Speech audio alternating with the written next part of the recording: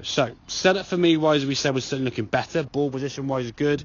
Other things we discussed in the previous lessons all sort of coming together nicely. Okay, taking the club away, all very, very good. When he was back, he says, there you go. So take away now is good. Nice shoulder turn, getting the club behind the body nicely in both cases. Okay, what we had when I came and saw the first shot, the first one you just went doink and you shanked it.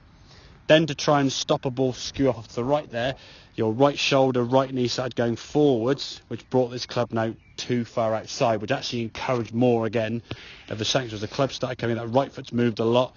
Yeah. That club now way outside the shaft, now almost dissecting the ball there. That's going to be striking one part of the club face and one part of the club is only. Hit the hosel and off to the right there, okay? And see how much action in your lower half there is now. Your hands got nowhere to go.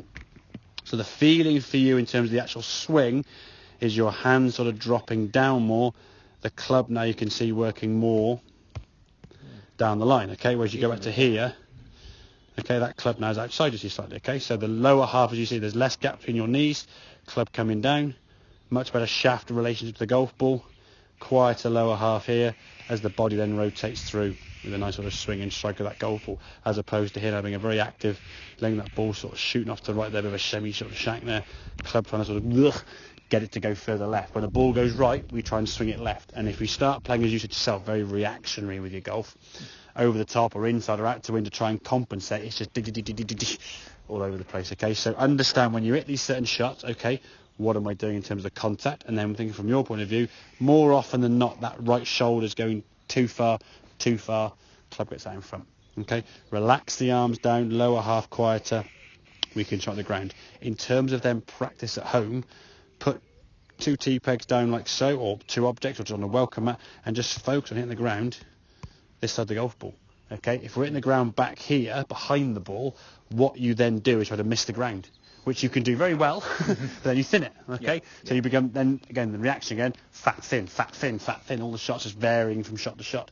And then again, when the ball gets in a different position, higher up or lower down, or different club lengths, we aren't able to adjust. When you hit enough shots in a row, you kind of find that good strike because you know, okay, there's a little adjustment here, a little adjustment there, oh, there's a good shot.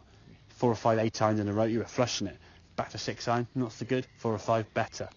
We've got to try and get that first one, because that's what you judge on the golf course, your first shot. You haven't got that second serve, third, whatever it may be, or mulligan, okay? Yeah. So swing-wise, technically, just quieten down that body, get a little bit less kind of like anger and frustration with the low, and aggressive, okay? Just let the arms kind of drop and fall. And alignment better, obviously. Feeling wise in the swing, put some objects there, whether it's a stick or a ball, whatever it may be. Yeah.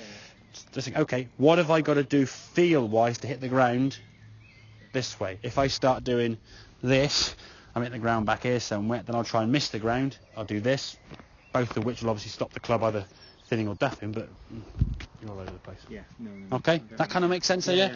What we will do is say next